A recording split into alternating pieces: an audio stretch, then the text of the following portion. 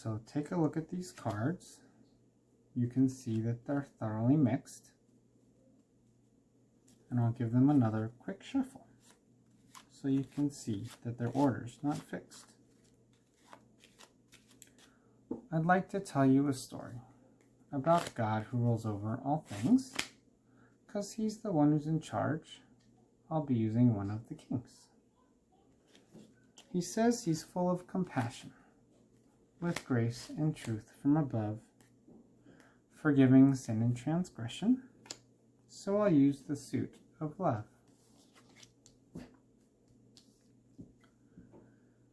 Now in the beginning of time, God created the dark and the light, and creatures to cover the land, fill the oceans, and also take flight. The final piece of creation were people, God's image to bear. This ace will represent Adam, the heart God's nature shares.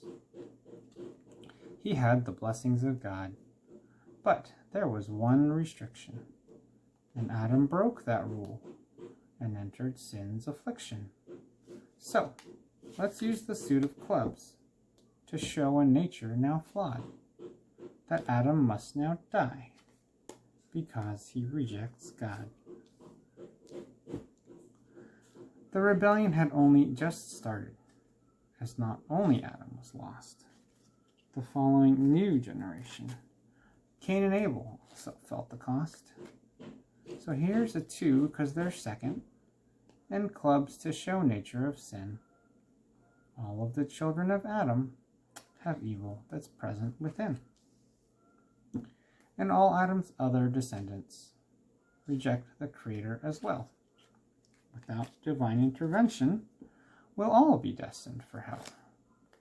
So here's a 10 of clubs to stand for me and for you, and we'll have to wait to see what God had plans to do. So, now you see the problem. God's image bearers have failed. He wanted us with him in heaven, but it looks like his plans are derailed. But God is the one in control, and so he is never surprised. Nothing has ever occurred that wasn't by him authorized. From the beginning of time, God's plan to crush sin had been laid. Though since he's a God of justice, sin's penalty had to be paid. That's why God sent his Son, Jesus Christ, who while God was fully a man, and though tempted just like all of us, he was sinless throughout his lifespan. He preached and he healed and he fed to prove without doubt he was God. But Israel still crucified him, somehow claiming that he was a fraud.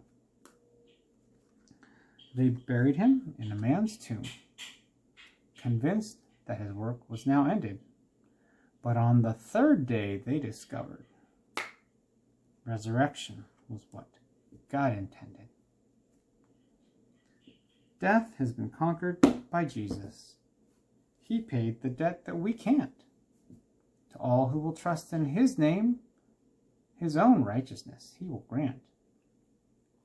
But what about those who, like Adam, lived long before Christ came to earth?